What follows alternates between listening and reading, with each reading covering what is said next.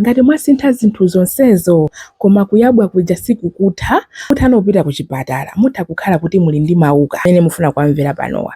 Koma maukawa amaoneka mosiyana pakati pa akazi ndi amuna.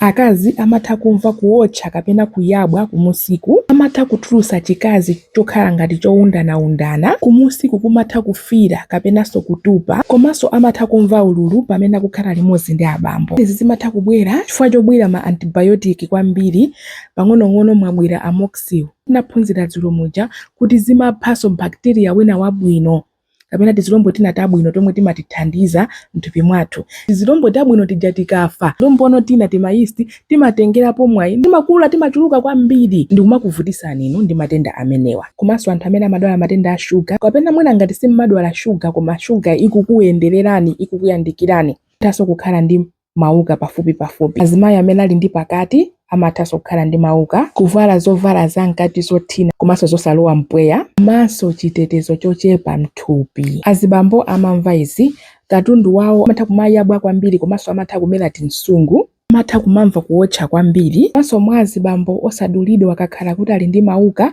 amatha kumatulutsa zinthu za white pansi pa khungu la katundu wawo paja.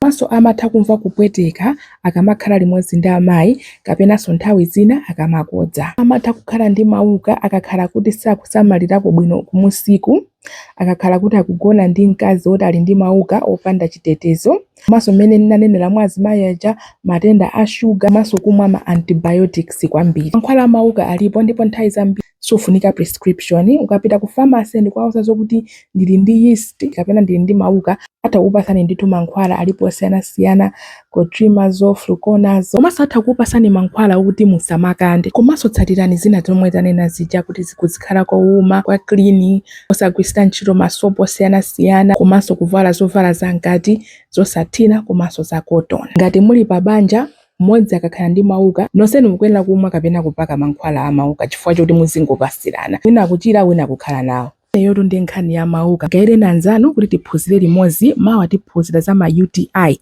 kapena matenda a njira ya mkodzo. Osayiwala kuyika ma comment anu komanso mafunso anu pansipa. Mwakoma nonse.